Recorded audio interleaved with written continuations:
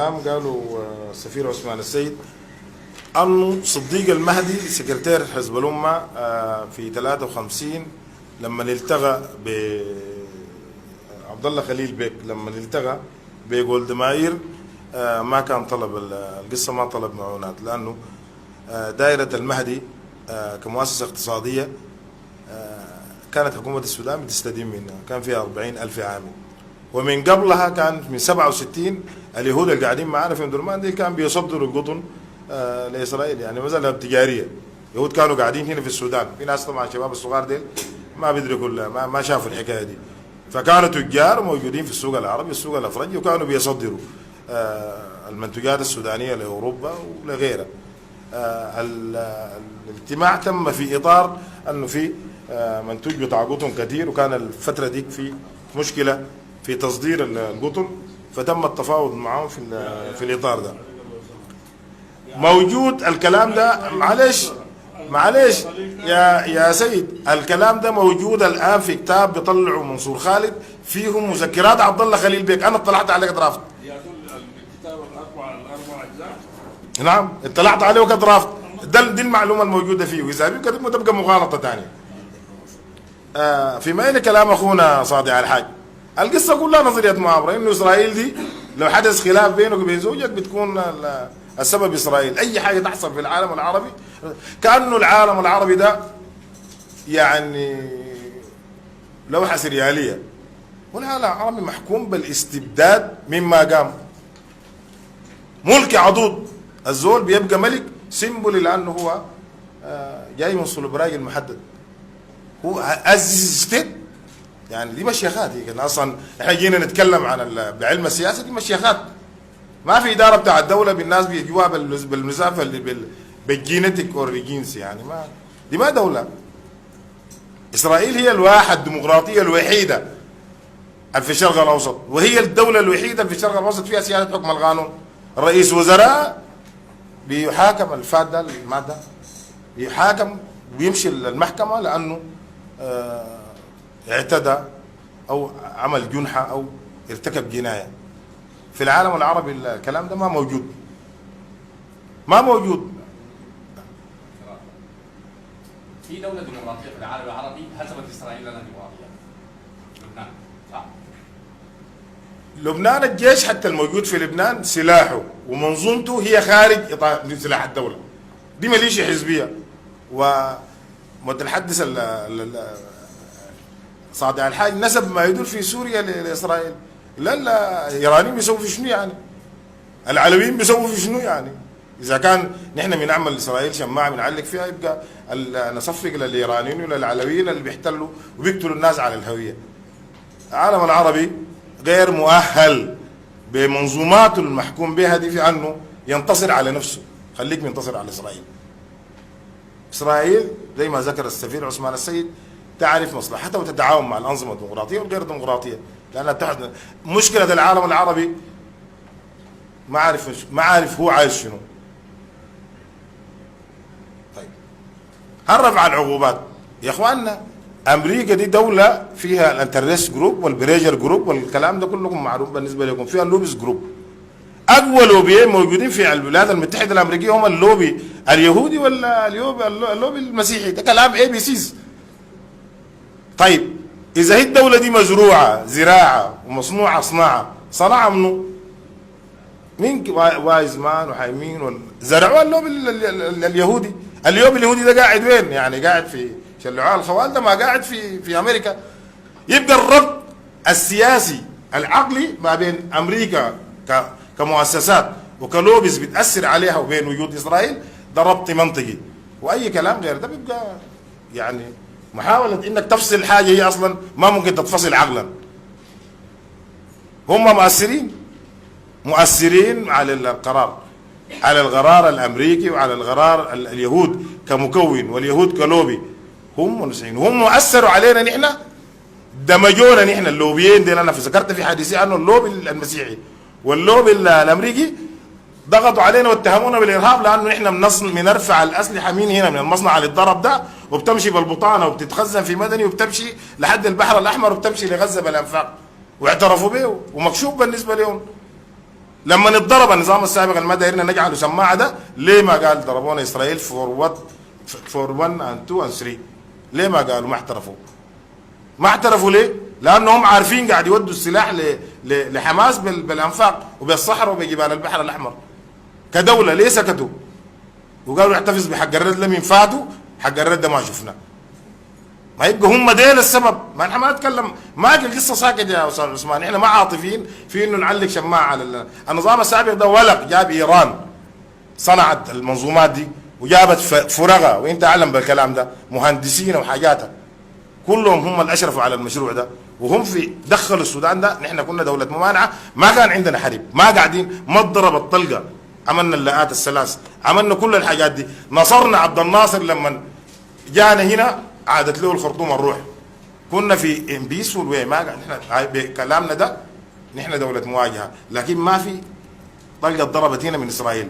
حدث لنا في ظل النظام الفات ده واتضربنا. اذا كان انت بتفتكر في تحليل انه والله يا اخي البرهان ده اختاروه لانه هو قائد الجيش السوداني، ونحن في حاله حرب غير معلنه مع اسرائيل. اذا دار تعترف بالحقيقه دي اعترف بها، اذا ما تعترف بها تبقى مساله ثانيه، لانه ما في دوله في حولنا اتضربت بطيران اسرائيل اللي نحن في حاله حرب.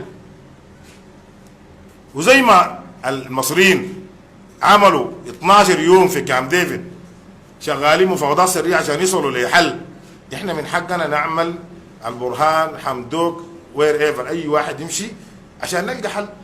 نحن ما والله لا، السياسه دي عندنا مساله واقعيه وحاجه واقعيه جدا. الان نحن في حاله حرب، في حاله حصار، وسببه دعمنا للارهاب، الحركات المسلحه اللي قاعد تقاتل في فلسطين دي بالدليل القاطع ثبت احنا من المدعمه وغيرها من الحركات. بل بكلامك انت نحن النظام السابق جمع كل شذاذ الافاق في العالم، عمل لهم المؤتمر الشعبي العربي الاسلامي، يجمع نايف حواتمه والياس سليز عزيم الربطي واخرين وبلادن، ليه كارلوس جابوا هنا؟ ده هيستوري، ده واقع. احنا موجودين في قائمه الدول الراعيه للارهاب بافعال النظام السابق، دايرين نرفع اسمنا. ودانا القائمه دي منه، ودانا اللوبي المسيحي واللوبي اليهودي. ما نتفاوض مع منو يعني؟ امريكا دي ما تكلمنا عنها، تقول لنا والله امريكا دي عندها 1 2 3 1 2 3 اتقالت لابراهيم غندور واتقالت للدرديري محمد احمد من ضمن الموضوع ده، ومن ضمن ده راجعوا جوازاتكم كلها. اي زول يراجع جوازه اللي ما عنده الجواز الاخضر القديم ده اذا ما جددوا، شوفوا كلمه عاده اسرائيل دي اتمسحت بتين عشان ما نبقى نتكلم كلام ساكت. القصه دي ما بديناها احنا، بدوها النظام السابق وكان ماشي في خطوات، من ضمنها داخل القصه دي موضوع بتاع التطبيع مع اسرائيل. تبقى المساله واضحه. شال كلمه عدا اسرائيل دي من الجواز بتاع السفر. شالها ليه؟ لانه هي واحده من الست شروط، الخمسه المكتوبه، وده الشرط السادس منها. الحريات الدينيه، عدم دعم الارهاب، الابتعاد عن محور ايران، كوريا الشماليه، كل المحاور، الكلام المعروف بالنسبه لكم في الاعلام ومعروف لكم كساسه ومهتمين ده. الخمسه نقاط اللي كانت بتفاوض عليها الاداره الامريكيه، ده الشرط السادس فيها ما مكتوب. والنظام بدا ينفذ، صحيح الوقت ما اداه، وعزم كلهم عزموا بما فيهم البشير، كان داري يلاقي مسؤولين اسرائيل اللي هم اللي رفضوا. عشان نكون واقعيين، الكلام ده عارفينه وعندنا معلومات به كامله. انتم ما كنتوا نائب رئيس الوزراء. الله يبارك فيك. وانا رئيس دائره كندا وامريكا في المجلس الوطني، عارف الكلام ده. عشان كده ما في زول بيخالفنا. النظام السابق لما احنا طلعنا منه لانه عمل 1 2 3 وريناه، وما تعمل ده عمله. فعليه لا في في في في في في في نقطتين. طيب الموضوع ما استعجال ولا الموضوع مع هنا. احنا الان عندنا وضع، اسرائيل بتفككنا ل5 دول، ولا في قوة في الارض بتفككنا هنا، عدم قدرتنا نحن على ادارة خلافاتنا، عشان ما نتكلم الكلام المياهو ده موضوع irrelevant. ما اسرائيل هناك القاعده هي سبونسر بتستثمر في الخلافات، بيقسم السودان ده عدم قدرتنا على اداره خلافاتنا الداخليه. الكلام ده بادي من الاستغلال، وواحده من اسبابنا اللي خلتنا نبقى في الوضع ده هو نزوعنا اللي قلت انت بتاع المزروعي ده، نزوعنا لانه نحن دايرين نبقى عرب رغم انه احنا في جزيره العرب. الموضوع ما موضوع انفيريوريتي كومبلكس، ما موضوع بتاع دونيه بالمناسبه، ولا موضوع بتاع شعور. موضوع بتاع واقع. اي زول من الناس السودانيين ديل يغترب في الخليج العربي بيعرف التعامل، حتى التعامل الانساني الهيومانيتيريان ده العادي ده. انت كسوداني في المخيله العربيه شنو؟ عشان ما يبقى الموضوع ساكت. انت شنو؟ قصه كانوا لانه العرب وقتها اللي كانوا حاكمين الوطن العربي كان حتى قدراتهم العلميه والاكاديميه كانت اقل. اذا كان شيخ زايد مؤسس الوحده بتاعت الامارات العربيه بيطلب من كمان حمزه والصوره موجوده، بيمسكوا من رقبته بيقول له انا عايز دبي تبقى زي الخرطوم، لانه احنا كنا متفوقين عليهم، مش لانه نحن هم عايزين قدراتنا، مش عايزين شكلنا ولا عايزين حاجاتنا. اذا ما عايزين تعترفوا الكلام ده حتلاقوه. ونحن فعلا زي ما قال علي مرزوعي كان ممكن نقوم في رياده الدول الافريقيه وبعزتنا وبكرامتنا، لكن رضينا الوضعيه دي عشان نقعد في موضع ان نحن نغالط في رقبتنا ونقسم نفسنا بالشعارات دي، ولما نمشي هناك تبقى علينا القصه المعروفه. انا عايز اسمك الحقيقي انه انا عارفك انت كده. عشان ده ما يحدث والله احنا سودانيين وهويتنا سودانيه، والمنسوي ده بنسويه عشان احنا سودانيين، ما عشان اي منظومه عربيه. ومش محمد وارده وانا وارده، بقول كلام البقاره ده تاني، مش لانه قطر ولا اسرائيل ولا وات. احنا قاعدين نحارب، العرب ما قاعدين يحاربوا. مصر القريبه لنا دي ليست في حاله حرب مع اسرائيل، ولا قطر ولا الاردن ولا فيهم دوله. نحن الان في حاله حرب مع اسرائيل وهم ما محاصرين. نحن رفع العقوبات عنهم والتطبيع عنهم ما وصلهم القمر، لكن ما حاصروا. ونحن التطبيع مع اسرائيل ما بيقلب لنا الحجاره ذهب، لكن على الاقل بيخلينا نشتغل بقدراتنا الطبيعيه، بيخلينا نتنفس برئتنا الطبيعيات، مش مخنوقين محاصرين اقتصاديا. سككنا الحديد، طيراننا كله ده مدمر بسبب الحصار. كنا افضل خط طيران في افريقيا سودانير، الان نحن بنمتلك طائره واحده من اسطول كانت فيه 30 ولا 40 طياره. ده جاء الطيارات كلها معطله هنا لانه السبير بارتس بتاع بيجي من امريكا، وامريكا حاضرانا. انا اتكلم ساكت، سككنا الحديديه انهارت. اللي عنده حلول يقول لنا في القصه دي، اللي ما عنده ما نبقى نربط نفسنا بشعارات ما بتاكلنا. واهلنا بيقولوا في البرد الناس بيتغدوا بالتوب الدافي، ما دايرين زول يوصف لهم ده في النار. السلام عليكم.